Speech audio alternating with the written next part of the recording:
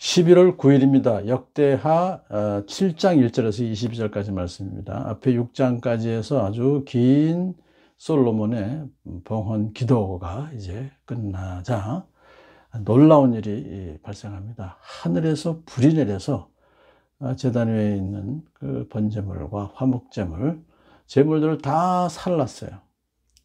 그 제물들은 언약궤를 옮긴 후에 바로 이제 제사를 드렸을 때 썼던 것이죠.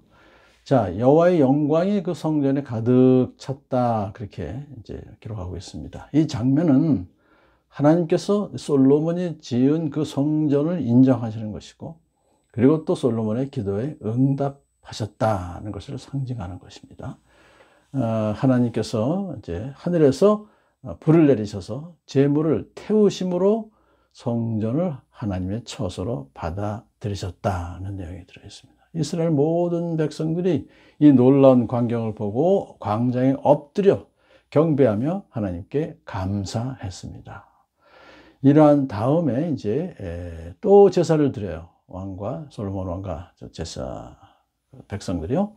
이번에 드리는 제사는 제물이 소가 22,000마리고 양이 12만 마리나 됩니다. 앞에 성궤를, 언약궤를 이제 안치하고서 바로 드렸던 것보다 훨씬 더 큰 규모의 제물들을 바쳤어요. 그리고서 이제 7일 동안 절기를 지킵니다. 온 이스라엘 백성들이 솔로몬 왕과 함께 모여서 일주일 동안은 이제 제단 봉헌을 했고, 또 둘째 일주일 동안은 절기 장막절을 지킵니다. 그리고 마지막 8일째 되는 날에 이제 마감 성회를 열죠. 이 장막절이라고 하는 것은 이스라엘 백성들이 광야에서 40년 동안 유랑 생활하던 것을 청산하고 가나안 땅에 정착하게 된 것을 기념하는 절기죠. 그런데 이 장막절을 이 성전 봉헌식과 함께 이렇게 갖게 된 것은 그 광야 생활에서 성막은 이동식 집이잖아요. 그래서 이동식 성막 대신에 이제 솔로몬이 지은 그 성전은 고정 건축물이기 때문에 거기에서 더 이상 이동하지 않고 안정적으로 이제 정착하는, 그것을 분명하게 나타내기 위한 것이다, 그렇게 볼 수가 있습니다. 자, 이제 이스라엘 백성들은 주님께서 다윗과 솔로몬과 그리고 주님의 백성 이스라엘에게 내려주신 은혜 때문에 진심으로 기뻐하며 흐뭇한 마음으로 그들의 장막으로 이제 각각 돌아갔습니다. 그리고 나서 또 놀라운 일이 발생하죠. 주님께서 밤에 솔로몬에게 나타나십니다. 지난번에도 밤에 기브온 산당에서 나타나셨는데 또 나타나셔서 이제 솔로몬에게 말씀하시는 장면이 이제 나옵니다. 이 내용은 앞에서 기도를 간구했어요. 그 솔로몬이 거기에 대한 응답을 하시는 장면입니다. 내가 이제 내 기도를 듣고 이곳을 택하여 내가 제사를 받는 성전으로 삼았다. 그러니까 이제는 예루살렘 성전이 하나님께 제사를 드리는 곳이다. 그래서 하나님께서 죄를 용서해 주시는 곳이다 하는 의미를 갖고 있습니다.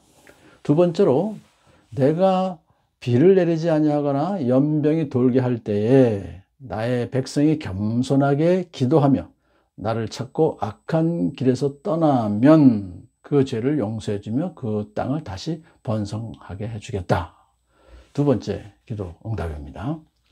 그러므로 여기서 이제 가뭄이 들거나 무슨 재앙이 있거나 또 연병이 이렇게 발생한 것은 죄 때문에 그렇게 된 것을, 그런 경우에 말하는 것이죠. 그러면 백성들이 악한 길에서 떠나 회개하고 주님께 죄를 기도하면 그 죄를 용서해 주시고 더군다나 그 연병도 다 낫게 해주시고 다시 번성시켜 주시겠다 하는 뜻을 두 번째로 이제 했어요. 이 제목은요, 이 기도 제목의 응답은 야고보서 5장 16절에서도 이렇게 말하죠. 여러분은 서로 죄를 고백하며 서로를 위하여 기도하십시오.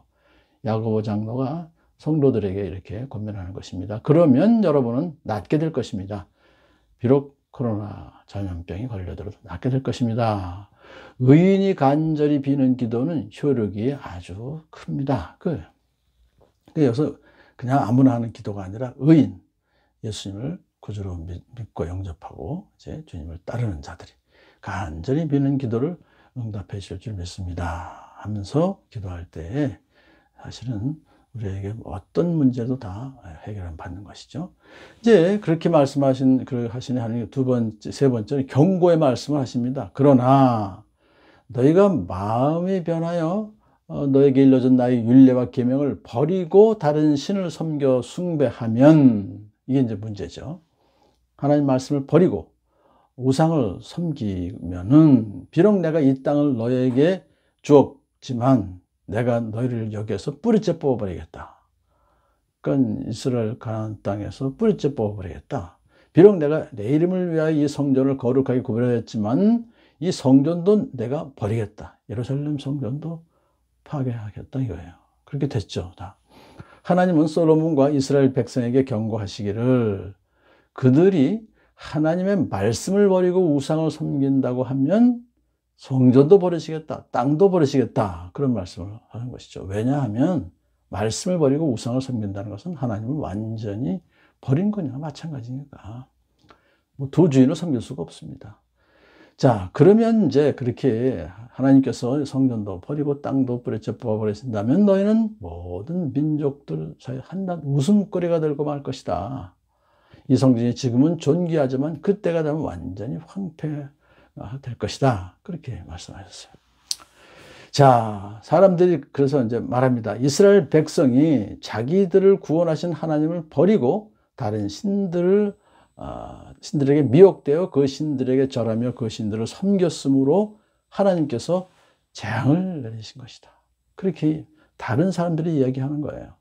그러니까 오늘날도 이 교회가 하나님 말씀을 버리고 이 세상과 타협하여 우상을 겸하여 따른다면 하나님께서 재앙을 내리셔서 교회를 버리시고 세상의 웃음거리가 되게 하실 것입니다. 이 말씀을 유념하는 저와 여러분들에게 원합니다.